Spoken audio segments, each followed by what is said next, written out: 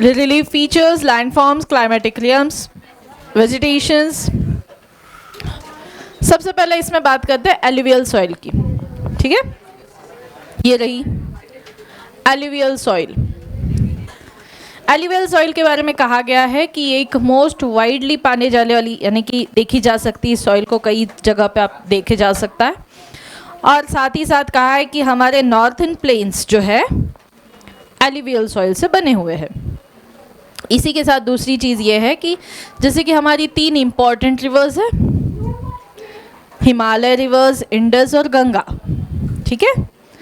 और साथ ही साथ ब्रह्मपुत्र, यानी Indus, Ganga and Brahmaputra. In reverse के बारे में ये कहा गया है कि these soils also extend in Rajasthan and Gujarat through a narrow corridor. Alluvial soil is also found in the eastern coastal plains and particularly in the deltas of the Mahanadi, Godavari, Krishna and Kaveri rivers.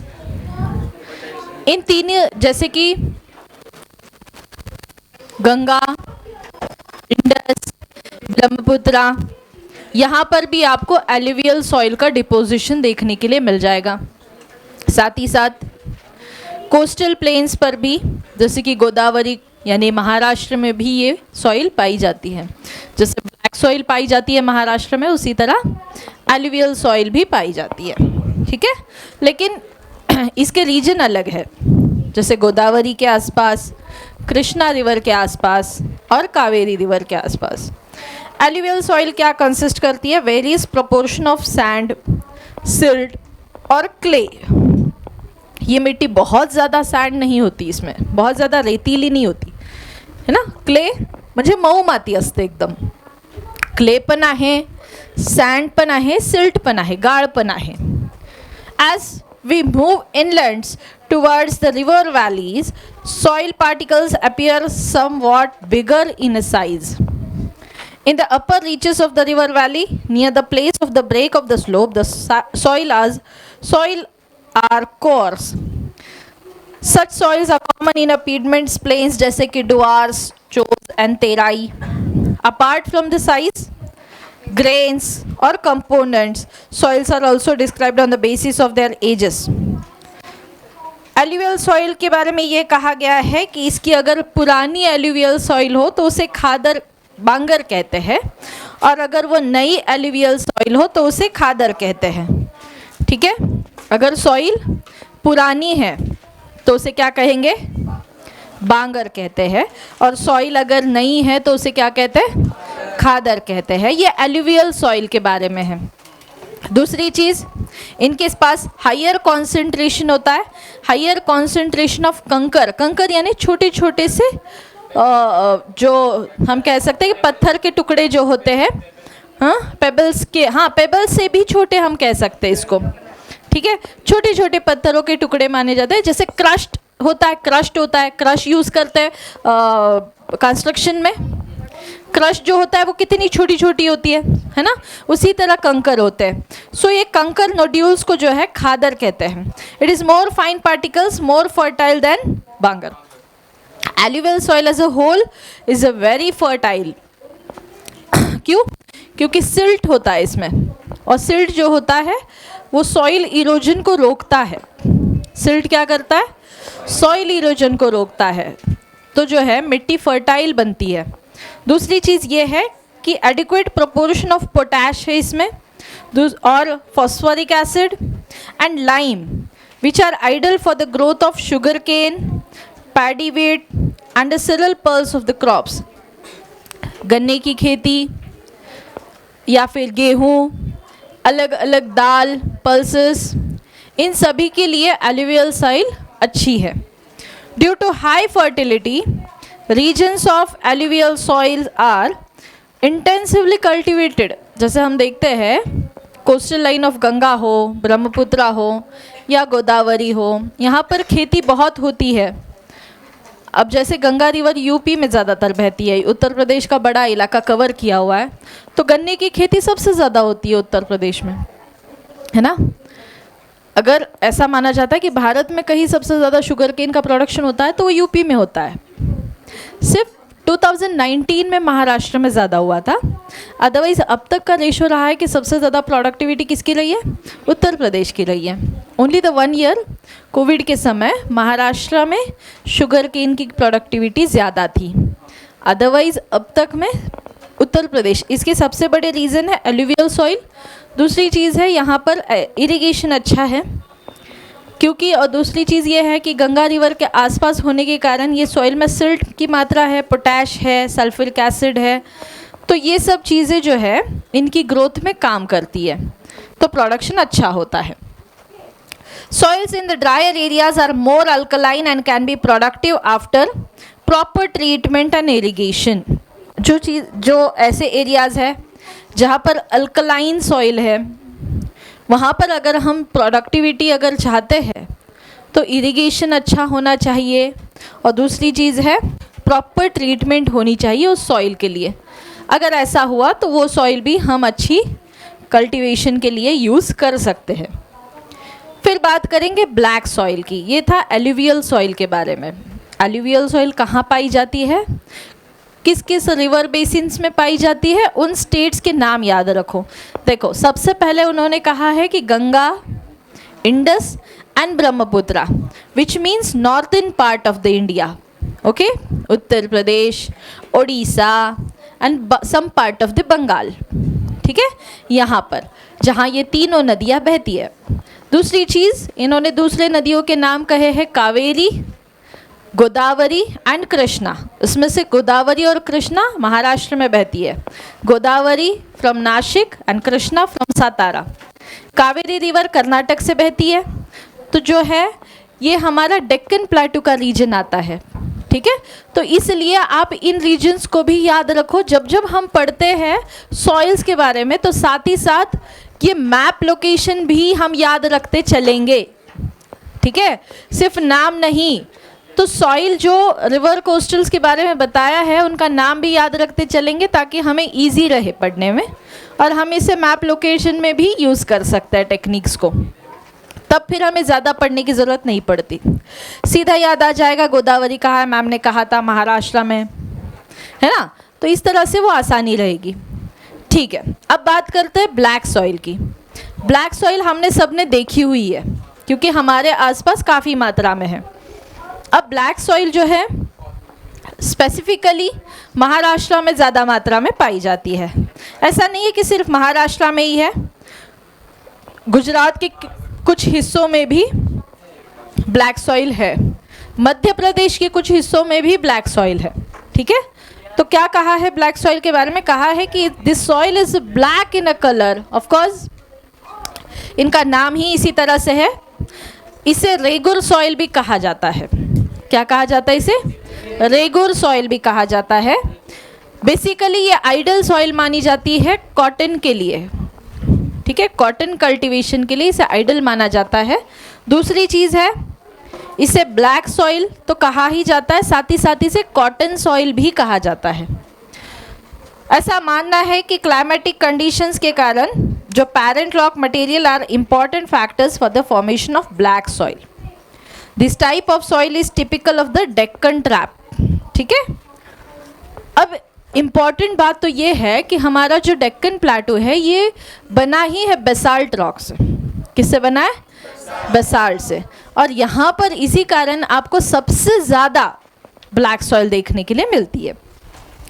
तो कहा गया है कि this region spread over the north west Deccan plateau and is made up of the lava flows. They cover the plateaus of Maharashtra, Saurashtra, Malwa, Madhya Pradesh, Chhattisgarh and extend in the southeast direction along the Godavari and Krishna valleys. कहाँ तक फैली हुई है, महाराष्ट्र, सौराष्ट्र यानी गुजरात, गुजरात का कुछ हिस्सा, मध्य प्रदेश, मालवा और कुछ हिस्सा झारखंड का, सॉरी छत्तीसगढ़ का, नॉट झारखंड, छत्तीसगढ़ का। इस तरह से ब्लैक सॉइल पाई जाती है। फिर कहा है कि ब्लैक सॉइल जो है it is made up of extremely fine clayey material, बहुत ही फाइन और क्ले, आपने देखो हमारी यहाँ की मिट्टी ऐसी है कि अगर आपका पैर एक बार धंस जाए ना मिट्टी में तो पैरों से मिट्टी छूटती तक नाही, है ना. आणि चप्पल घालून जर तुम्ही पाय टाकला मातीमध्ये तर तुमच्या चपला जड होतात अतिशय. का असं होतं? बराबर. यही आप समुद्र किनारे घूमो, आपकी मिट्टी जो लगती है पैरों में वो तुरंत छूट जाती है. लेकिन हमारी चिकट माती आहे एकदम, आपण पाण्याने जरी धुवायला गेलो तर खूप वेळ आपल्याला धुवावी लागतात, तेव्हा जाऊन ती माती सुटते. क्योंकि क्ले ही है ना मिट्टी बहुत ज़्यादा, तो मिट्टी पकड़ के रखती है ना. फाइन पार्टिकल्स है, अच्छी बारीक मिट्टी है, तो जिसके कारण वो जकड़ लेती है, त्याचं बाइंडिंग खूप स्ट्रॉन्ग असतं एक पद्धतीने. इसमें क्या क्या है देखिए, कहा गया है कि इसमें मॉइस्चर होल्ड कैपेसिटी ज़्यादा होती है. इसका रीज़न ये है कि जब भी ये मिट्टी सूख जाती है इसमें क्रैक्स आ जाते हैं. क्या होता है, जैसे ही ये मिट्टी सूख जाती है ना इसमें क्रैक्स आ जाते हैं. बाकी और सॉइल इतने ज़्यादा क्रैक्स नहीं फॉर्म करते जितनी ब्लैक सॉइल करती है. ब्लैक सॉइल को अगर पानी नहीं मिला तो उसमें बड़े बड़े क्रैक्स आपको नज़र आने लगेंगे. और जब इसमें पानी आता है यानी पानी का समय, इरिगेशन होता है इस मिट्टी को, तो इसकी एब्जॉर्बिंग कैपेसिटी बढ़ जाती है क्रैक्स के कारण. आई बात समझ में? इसमें क्रैक्स पड़ने के कारण इसकी एब्जॉर्बिंग कैपेसिटी बढ़ जाती है. तो इसमें moisture holding capacity other soils के कंपैरेटिवली बहुत ज़्यादा है. पानी रोक के रखने की क्षमता बहुत ज़्यादा है, जिसके कारण ये भी एक कारण है कि ब्लैक सॉइल जो है बहुत क्लेई बन जाती है. जितना पानी रहेगा उतने सॉफ्ट जो है वो पार्टिकल्स डिके होंगे जल्दी जल्दी. इन एडिशन इसमें कहा गया है it contains calcium carbonate, magnesium, potash and lime. Lime यानी चूना. दिस सॉइल्स आर जनरली, इसमें क्या कमी होती है देखिए, इसमें फॉस्फोरिक कंटेंट्स कम होता है. क्या कम होता है इसमें? फॉस्फोरिक कंटेंट कम होता है. द डेवलप डीप क्रैक्स, अभी हमने बात करी ना कि उसमें क्रैक्स बड़े ज़्यादा होते हैं. They develop a deep cracks during hot weather which helps proper aeration of the soil. जितना मॉइस्चर होल्डिंग कैपेसिटी अच्छी होती है, क्रैक्स के कारण इसमें हवा होती है, एरेशन होता है. ठीक है, क्रैक्स के कारण क्या होता है इसमें? एरेशन होता है, म्हणजे हवा धरली जाते है ना. दूसरी चीज, दिस सॉइल्स आर स्टिकी. जैसे हमने अभी बात करी कि ये सॉइल कैसी है? स्टिकी है, चिकट असते. सॉइल कैसी है? स्टिकी है. और when wet and difficult to work on unless still immediately after the first shower or during the pre-monsoon period. तो ये काफ़ी स्टिकी सॉइल मानी जाती है, चिकट असते खूब. ठीक है, तो ज़्यादातर महाराष्ट्र में अगर हम देखेंगे तो प्री मॉनसून या फिर फर्स्ट शावर के बाद ही पहली बार जो है सीड या फिर हमारे यहाँ कल्टीवेशन स्टार्ट ही प्रोसीजर वहाँ से होता है. ठीक है, तो जैसे हमारा मान लो खरीफ का क्रॉप है तो एक बार कोई भी फार्मर्स जो है वो पहली बार वेट करते कि एक बारिश होने के बाद वो बीज डालते हैं, उसके बाद वहाँ से खेती स्टार्ट होती है. तो ये था ब्लैक सॉइल के बारे में. समझ में आया सबको? अगला पढ़ेंगे रेड एंड येलो सॉइल के बारे में. ठीक है, रेड एंड येलो सॉइल. इसके बारे में कहा है कि red soil develops on crystalline igneous rocks. Igneous कैसे बनते हैं आप सभी को पता है ना? लावा इरप्ट होने के बाद इग्नियस रॉक्स फॉर्म होते हैं. So red soil develops on crystalline igneous rocks in areas of, कहाँ होते हैं ये?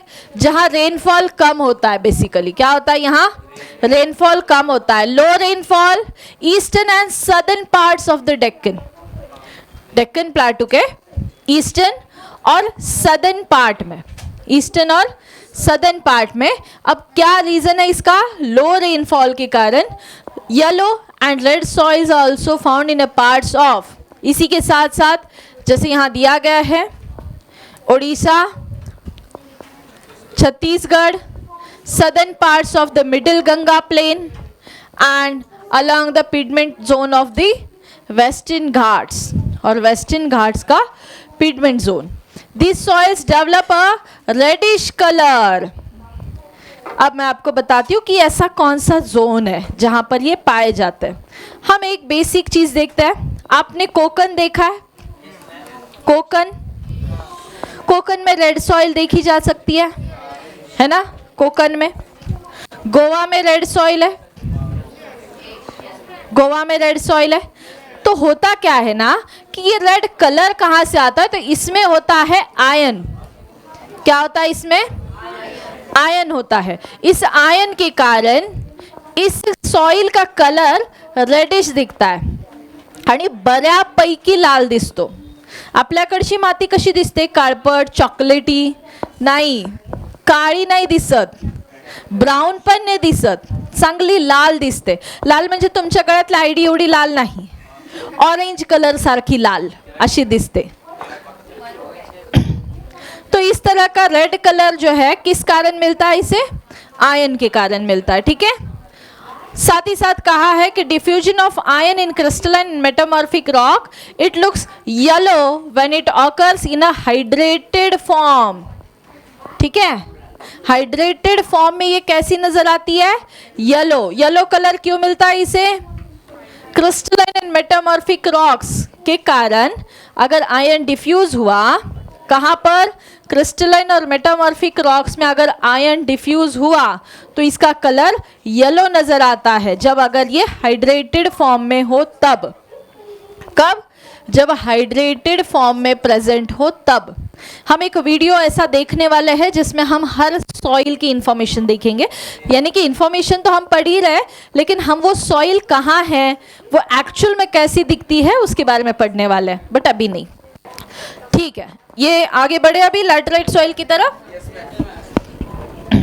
चलो, laterite has been derived from the Latin word. Latin word है ये एक। लैटर का मतलब क्या होता है? ब्रिक। लैटिन भाषा में लैटर का मतलब होता है ब्रिक, ईट जिसे हम कहते हैं ना, उस तरह से। ये कहते हैं कि द लैटेराइट सॉइल, ये कहते हैं कि the laterite soil develops under tropical and subtropical climate. कहाँ पाया जाता है ये? ट्रॉपिकल और subtropical climate with alternate wet and dry season. Alternate wet and dry season. साथ ही साथ कहा गया है soil is the result of intense leaching due to heavy rain. Lateritic soils are mostly deep to very deep, acidic, pH 6.0, generally deficient in plant nutrient, and occur mostly in southern states, Western Ghats, regions of Maharashtra, Odisha, some part of the West Bengal, Northeast region, where this soil supports deciduous and evergreen forest। इसमें humus ज़्यादा होता है, but under sparse vegetation and in semi-arid environment it is generally humus poor। They are prone to erosion and degradation due to position of landscape। After adopting appropriate soil conservation techniques, particularly hilly areas of Karnataka, Kerala and Tamil Nadu, soil is very useful for growing tea and coffee। Red laterite soil in Tamil Nadu, Andhra Pradesh and Kerala are suitable for the crops like cashew nut। अब देखिए, laterite soil के बारे में कहा है कि जैसे हम देखते हैं कि ये शब्द ही बना है लैटिन वर्ड ब्रिक से। तो ये कहते हैं कि लैटेराइट सॉइल जो है ट्रॉपिकल और सब ट्रॉपिकल रीजन्स में देखी जा सकती है। ये कहते हैं कि इस तरह की जो सॉइल है, हाँ आसपास, यानी देखो एक मेन ट्रॉपिकल और बचा हुआ उससे दूर, यानी बट रीजन में आता है, तो सब ट्रॉपिकल बन गया वो, सब ट्रॉपिकल। तो कहा है कि ये जो सॉइल है ये लीचिंग, इंटेंस लीचिंग होता है यहाँ पर ड्यू टू हैवी रेन। साथ ही साथ ये लैटेराइटिक सॉइल जो है ये डीप एसिडिक होती है। डीप टू वेरी डीप ये कैसी होती है? एसिडिक होती है। इनका पीएच होता है 6.0 के आसपास, इससे कम। ठीक है, इससे कम, इसीलिए इसे एसिडिक कहा गया है। अगर वो इससे ऊपर होता तो बेसिक होता। जनरली डिफिशिएंट, यहाँ पर जो है प्लांट न्यूट्रिएंट्स, एंड मोस्टली ये जो है कहाँ देखी जा सकती है तो इंडिया के सदर्न स्टेट्स, वेस्टर्न घाट्स और साथ ही साथ महाराष्ट्र, उड़ीसा और बंगाल के कुछ हिस्सों में देखी जा सकती है, यानी west Bengal. North east regions में भी इस तरह की लैटेराइट सॉइल पाई जाती है। ये ज़्यादातर किस चीज़ को सपोर्ट करती है? एवरग्रीन फॉरेस्ट, डेसिडियस प्लांट्स, है ना। इसमें ह्यूमस ज़्यादा होता है, लेकिन कई जगहों पर ह्यूमस पुअर भी होता है। सेमी एरिड एनवायरनमेंट में भी ये देखी जा सकती है। ये जो है इरोजन को बढ़ावा देती है, यानी सॉइल इरोजन को इससे बढ़ावा मिलता है, और कई बार जो है डिग्रेड भी होती है अपने लैंडस्केप के कारण। ठीक है, क्या होता है कि स्लोप जिस तरह से बना, आपने चाय की बागानों को देखा है ना, तो स्लोप के कारण सॉइल इरोजन इसमें ज़्यादा होता है। ठीक है, और दूसरी चीज़ है कि ये जो सॉइल पाई जाती है जिस इलाकों में, जैसे कि केरला, कर्नाटक, तमिलनाडु, यहाँ पर चाय और कॉफ़ी का कल्टीवेशन होता है। चाय और कॉफ़ी। केरला और आंध्र प्रदेश में कैशूनट के लिए काम आती है। ठीक है, किन किन चीज़ों का प्रोडक्शन होता है? चाय, कॉफ़ी। आंध्र प्रदेश और केरला, यहाँ पर जो है कैशूनट के लिए, काजू जो होता है ना, हाँ, काजू के कल्टीवेशन के लिए काम आती है। चलो अब बढ़ते आगे। अब बात करेंगे एरिड सॉइल्स की। ठीक है, एरिड सॉइल्स क्या होता है? एरिड यानी कि सूखा प्रदेश, जहाँ रेनफॉल बहुत कम होता है बेसिकली, है ना, ऐसे arid soils. Arid soils range from red to brown in colour. कैसे होता है ये? Red to brown in colour. They are generally sandy in texture. रेतीली ज़मीन होती है, रेतीली मिट्टी होती है, रेत की मात्रा ज़्यादा पाई जाती है। और सलाइन इन नेचर, यानी सॉल्ट होता है, saline. In some areas the salt content is very high. अभी हमने बात, सलाइन का मतलब ही होता है जिसमें सॉल्ट की मात्रा हो। कई एरियाज में देखा गया है कि सॉल्ट कंटेंट जो है वो ज़्यादा है। And common salt is obtain bye evaporating water. क्या किया जाता है ऐसे जगहों पर कि उसमें से पानी को इवेपोरेट कर कर जो बच जाता है उसे एक सॉल्ट की तरह, कॉमन टेबल सॉल्ट जो होता है, उस तरह से यूज़ करते हैं।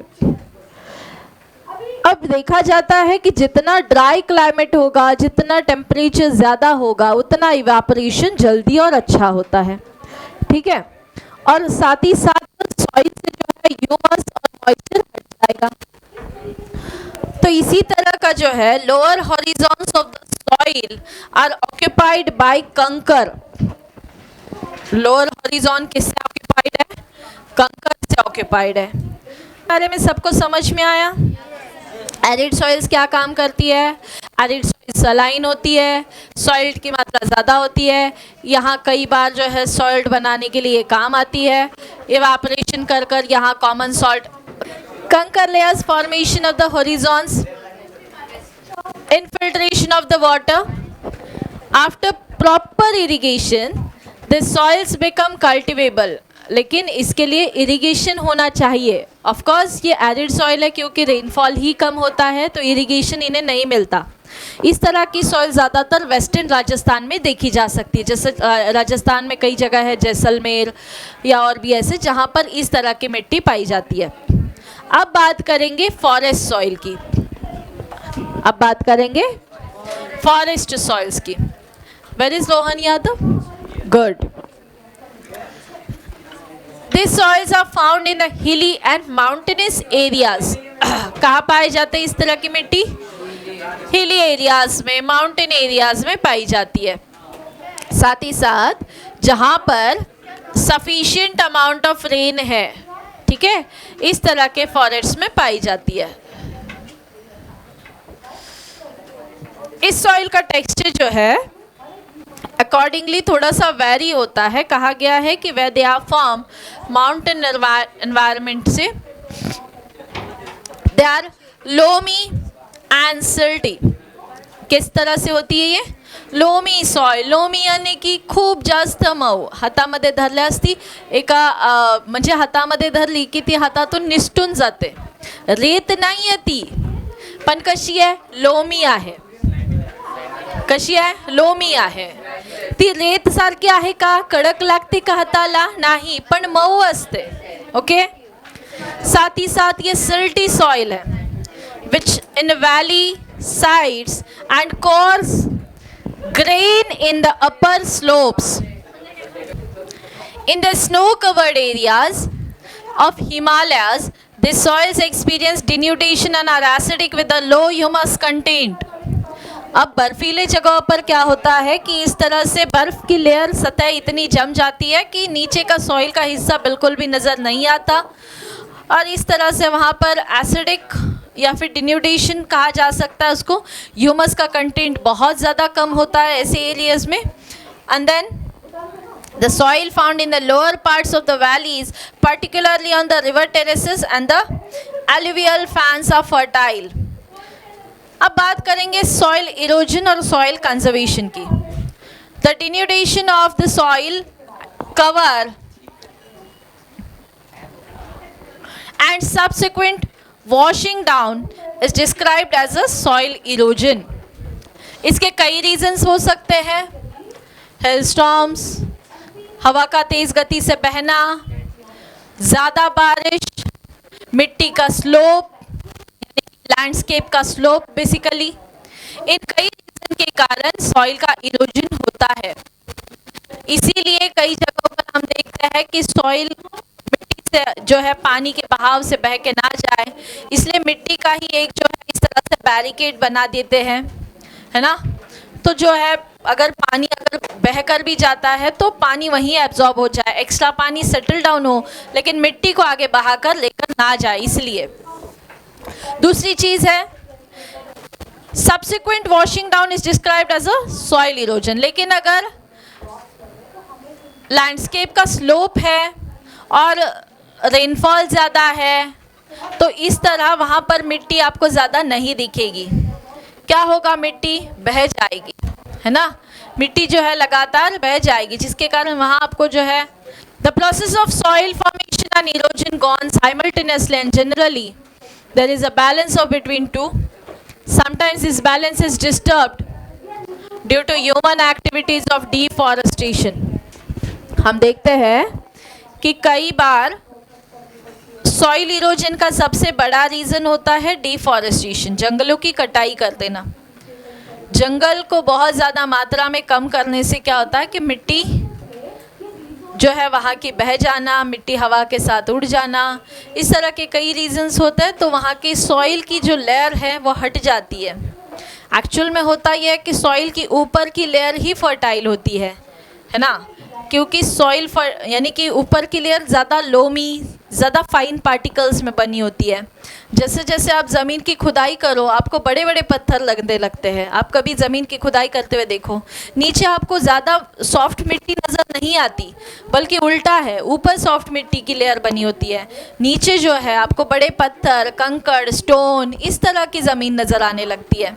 तो हम अगर हर बार उसको वॉश आउट करते रहेंगे तो वो फर्टाइल लेयर हट जाती है, और हमारे पास उस फर्टाइल लेयर को बनाने के लिए फिर बहुत एक लंबा समय का प्रोसीजर स्टार्ट हो जाता है, ठीक है, जिसके कारण ये एक सॉइल इरोजन के नाम से ये कंसेप्ट जाना जाता है, which is very harmful for the environment. लेकिन ऐसा नहीं है कि ये सॉइल इरोजन होती है यानी कहीं अलग ही दुनिया में चली जाती है, ऐसा नहीं है, बट वही है कि ये सॉइल उड़कर कहीं और चली जाती है हवा के साथ, या नदी के बहाव में बह जाती है, या फिर जो भी वाटर बॉडीज़ है उनके साथ बह जाती है, तो जिसके कारण हमारे एटलीस्ट काम नहीं आती, ठीक है। तो ये है सॉइल इरोजन। दूसरा चीज़ ये कहा गया है कि activities like deforestation, over grazing, construction में भी सॉइल इरोजन होता है, माइनिंग जैसे हमने कल देखा, नेचुरल फोर्सेस भी होता है जैसे विंड का चलना, ग्लेशियर्स, साथ ही साथ water lead to the soil erosion. Running water cuts through the clayey soil and makes deep channels, इसे हम कहते हैं गलीज। क्या कहते हैं? गलीज। कई बार जो है पानी का बहाव इतना तेज होता है कि वो जैसे पानी का बहते बहते झरना नहीं बन जाता, लेकिन छोटे छोटे पानी के जो बहाव बनते हैं, लेकिन ये बहाव छोटे होते हुए भी काफ़ी डेप्थ तक बनते जाते हैं। इस तरह से सॉइल को बहा के लेके जाने का इनका काम चलता है, इसीलिए इसे गलीज कहा जाता है। ठीक है, साथ ही साथ ये क्या क्रिएट करते हैं? अनफिट कल्टीवेशन के लिए ज़मीन को बना देते हैं, और इसीलिए हम इसका जो नाम आ गया है वो है बैड लैंड। क्या कहते हैं हम इसको? Bad land. इसी तरह हमने इस तरह की ज़मीन आपको चंबल को देखने मिलेगी। चंबल मध्य प्रदेश में आता है। ये चंबल की घाटियाँ बहुत ज़्यादा फेमस है बहुत सारी रीजंस के कारण। चंबल बेसिन इसे कहा जाता है, इन घाटियों को क्या कहा जाता है? चंबल बेसिन्स। ठीक है, चंबल नाम की घाटियाँ है, आपने देखी भी होगी कई बार, कई सारी मूवीज़ में इन जगहों का शूट भी किया गया है। Such lands are called as ravines, and sometimes water flows shit over the large areas down a slope. Cases of a top soil is washed away. इसे कहा जाता है शीट इरोजन। ये जो हमने जैसे अभी बात की कि ये जो पानी का बहाव होता है, ये ऊपरी जो सतह होती है, जो लेयर होती है मिट्टी की, इसको बहा ले जाते हैं, इसी को कहा जाता है शीट इरोजन। क्या कहते हैं? Sheet erosion. और साथ ही साथ ये कहा है कि wind blows low soil or flat or a sloping land known as a wind erosion। हवा के साथ अगर ये मिट्टी बह जाती है, हवा के साथ ये आगे चली जाती है, तो ये विंड इरोजन कहलाएगी। Soil erosion is also cause due to defective methods of farming, plucking in a wrong way, up and down slope from channels, और for the quick flow of water leading to the soil erosion. हद से ज़्यादा पानी देना भी soil erosion होता है, कम पानी देना सॉइल इरोजन है, डिफॉरेस्टेशन होना सॉइल इरोजन है, प्लकिंग का मेथड गलत हुआ तो सॉइल इरोजन होता है। और कहा गया है कि plugging around the contour lines of the decelerate of the flow of water down to slopes. This is called as a contour plucking. Steps can be put out the slopes, making terraces. Terrace cultivation restricts erosion. Western and central Himalayas have well-developed terrace farmings. Large fields can be divided into strips. Strips of grass are left to grow between the crops. The breaks of the force of the wind method is known as a strip cropping. Planting lines of trees to create shelter also works in a similar ways. Rows of such trees are called as a shelter belts. Shelter belts have contributed significantly of stabilization of sand dunes and stabilizing the desert of the Western India. अब कई बार क्या किया जाता है, देखो कि जो खेती होती है, खेती के आसपास सॉइल इरोजन को रोकने के लिए, मान लो एक मेन फील्ड है, मेन लैंड है, उसके आसपास जो है बड़े बड़े पेड़ लगा दिए जाते हैं ताकि सॉइल इरोजन ना हो। लेकिन इसकी मेथड भी सही होनी चाहिए, वरना अगर आपने कहीं ऐसा पेड़ लगा दिया कि जो मेन क्रॉप का ही सारा न्यूट्रिशन अगर खुद एब्जॉर्ब कर ले, तो फिर आपकी खेती बर्बाद हो जाएगी, है ना। ऐसे बहुत सारे प्लांट्स हैं जो मेन क्रॉप का जो न्यूट्रिशन है खुद ही एब्जॉर्ब कर लेते हैं। एक यूकैलिप्टस का प्लांट होता है, यूकैलिप्टस के जो ट्रीज होते हैं ये बहुत जल्दी वाटर लेवल को एब्जॉर्ब कर लेते हैं, जिससे कि जो मेन क्रॉप है उसे पानी नहीं मिलता। ठीक है, तो इस तरह की कई सारी चीज़ें होती है। इसी तरह करेक्ट फार्मिंग बहुत ज़रूरी है इसके लिए। चलो, तो ये वाला जो चैप्टर है यहाँ पर ख़त्म हो जाता है, रिसोर्सेस वाला। Thank you so much.